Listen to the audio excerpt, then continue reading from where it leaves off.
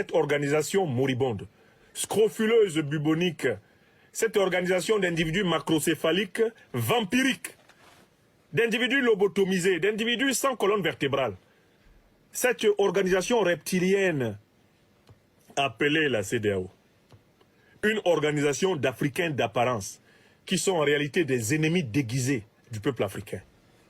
Ces individus rassemblés il y a à peine 2 ans voulaient attaquer la République africaine du Niger pour y instaurer leur soi-disant démocratie et leurs soi-disant droits de l'homme qui ne sont respectés dans aucune dictature ouest-africaine. Ils ont choisi la diplomatie de la menace.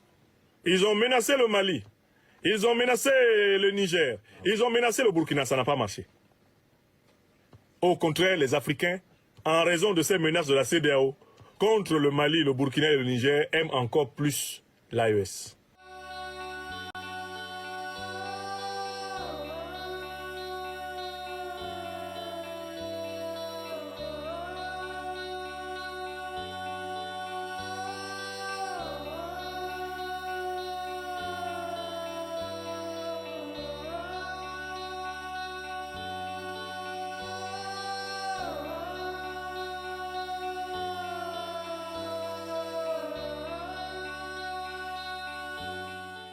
Coup d'état militaire dans un pays africain de la CEDEAO, avec un président qui a dirigé cette institution régionale dans les années 2022-2023.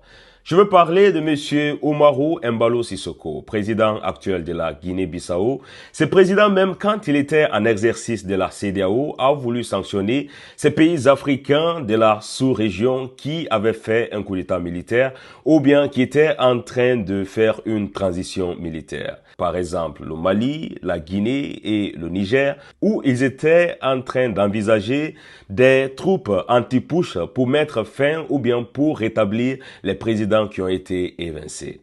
La question qu'on se pose dans cette vidéo, c'est de savoir est-ce qu'il y a une différence entre un coup d'état militaire et un coup d'état constitutionnel. Je le dis, c'est parce que le mandat de M. Oumarou Embalo Sissoko finit le 28 février 2025, si je ne me trompe pas, et jusqu'à présent, il n'y a pas une nouvelle date qui est fixée pour les prochaines élections présidentielles en Guinée-Bissau. Au contraire, M. Oumarou Embalo Sissoko a prolongé son mandat de presque 1 an, pour être précis, 9 mois. Dans cette vidéo, on va essayer de voir comment est-ce que M. Oumarou Embalo Sissoko nous a tous bernés en disant qu'il ne va pas se présenter aux prochaines élections présidentielles en Guinée-Bissau. Il ne briguera donc pas de nouveau mandat à première vue en Guinée-Bissau. Le président Oumarou Sissoko Embalo l'a annoncé alors que la prochaine élection se dessine pour l'an prochain en 2025.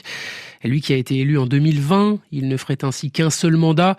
Pour autant, Oumarou Sissoko Embalo ne veut pas voir n'importe qui lui succéder. Je vous propose de l'écouter. Oui. Ces derniers jours, je revenais de voyage. Dans l'avion, mon épouse m'interpelle. « Monsieur le Président, je crois que tu ne dois pas te présenter à la prochaine présidentielle. » Surpris, je lui demande pourquoi. « Parce que tu ne mérites pas qu'on t'insulte autant. » Après avoir réfléchi, le lendemain, je lui réponds « Vous avez raison, j'ai entendu vos conseils, je ne serai pas candidat en 2025, parce que je ne veux pas me rabaisser au même niveau que ceux qui m'insultent. Mais je peux vous garantir que ce ne sera ni Domingos Simões Pereira, ni Nuno Nabiam, ni Brahima Camara qui me remplaceront. C'est une autre personne mieux que nous qui me remplacera. C'est ce que mérite la Guinée-Bissau. » Alors que sur les ondes des médias internationaux, M. Oumarou Embalo Sissoko, président actuel de la Guinée-Bissau, était en train de dire haut et fort qu'il ne va pas se présenter aux prochaines élections présidentielles, mais il ne faut pas l'oublier. Il a aussi dit clairement qu'il va empêcher ses opposants à le succéder. La question qu'on doit se poser, s'il empêche ses opposants à le succéder, qui sera le prochain président qui va le succéder? Étant donné qu'il vient de prolonger la fin de son mandat pour le 30 novembre 2025 et que les prochaines élections législatives et même présidentielles vont se tenir au mois de novembre, on s'est dit que cette manœuvre, on a longtemps vu dans plusieurs pays africains avec des présidents qui ont envie de confisquer le pouvoir. une question que j'aimerais poser à toutes ces personnes qui regardent cette vidéo. Une question de conscience. Où est cette CEDEAO qui était prête à punir des pays comme la Guinée, le Niger, le Burkina Faso et le Mali, qui étaient dans une transition militaire ou bien qui venaient d'effectuer un coup d'état militaire? C'est même M.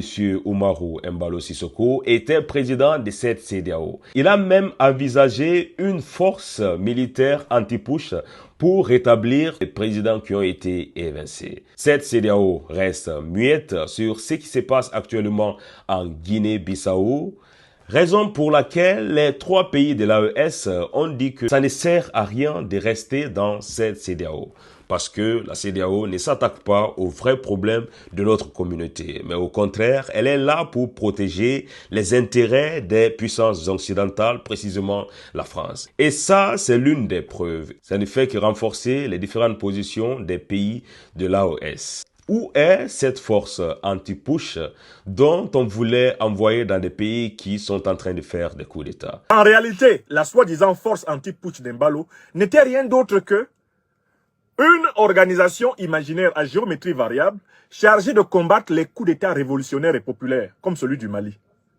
Quand un coup d'État est fait en faveur du peuple pour rétablir la justice, la vérité et la solidarité entre les institutions et le peuple, là, Embalo, soutenu par son tuteur Emmanuel Macron, veut qu'on mette en place une force anti-putsch. Mais quand un coup d'État est fait pour maintenir une dictature sauvage, comme celle de Déby au Tchad, quand un coup d'État est fait pour massacrer un peuple africain, quand un coup d'État est fait pour maintenir la domination néocolonialiste française et occidentale en général, là, les mêmes qui ont mis en place la force anti-putsch ne comptent pas l'utiliser contre les putschistes. Tout le monde a donc découvert que Embalo était à la tête, en fait, d'une force, d'un projet de force ayant pour but d'imposer les seuls coups d'État qui plaisent à la France, les seuls coups d'État qui plaisent aux Occidentaux, eh bien, ce sont les seuls coups d'État qui sont imposables aux Africains.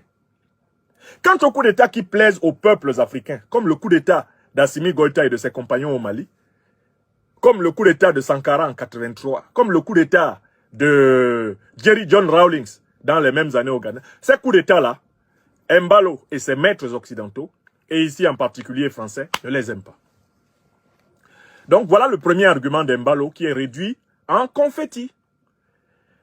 Embalo peut-il prôner la paix entre l'Ukraine et la Russie alors qu'il prône la guerre entre les peuples africains en Afrique de l'Ouest?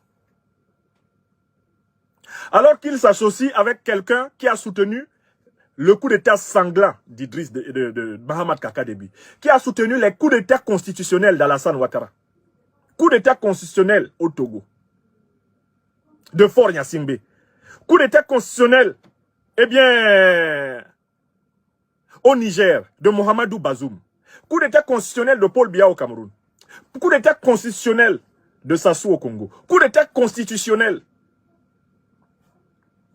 des Bongo au Gabon. Tous ces coups d'État ont été régulièrement soutenus par les régimes français. Publiquement. Comment quelqu'un qui est en réalité un agent de soutien pour les coups d'État néocolonialistes et impérialistes, comment cette personne-là peut prétendre veiller à la paix entre la Russie et l'Ukraine? Vous voyez, là, c'est déjà le premier argument qui est à l'eau. Embalo ne sait pas ce qu'il dit. C'est une honte incarnée. Il n'aurait jamais dû parler de paix.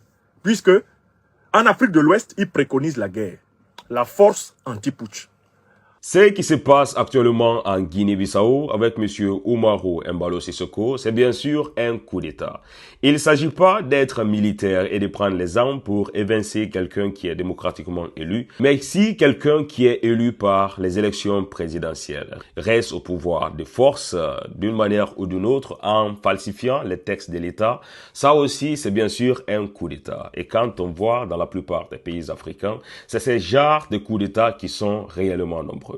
La question qu'on se pose jusqu'à présent, c'est de savoir où est cette CEDEAO qui, à chaque fois, sont là en train de sortir les griffes pour dire qu'ils vont essayer de sanctionner ces différents présidents qui sont arrivés d'une manière manu militari, comme en Guinée, comme au Mali, comme au Burkina Faso, comme au Niger. La CEDEAO, c'est maintenant là qu'ils doivent nous montrer leur importance. Malheureusement que jusqu'à présent, il n'y a pas eu de communiqué qui le condamne et on comprend vraiment pourquoi est-ce que ces pays de l'AES ont quitté cette organisation. N'hésitez pas à laisser en commentaire tout ce que vous pensez concernant ce coup d'État qui se déroule actuellement en Guinée-Bissau. Pourquoi le silence de la CEDEAO? On se retrouve à très bientôt pour une nouvelle vidéo, mes frères.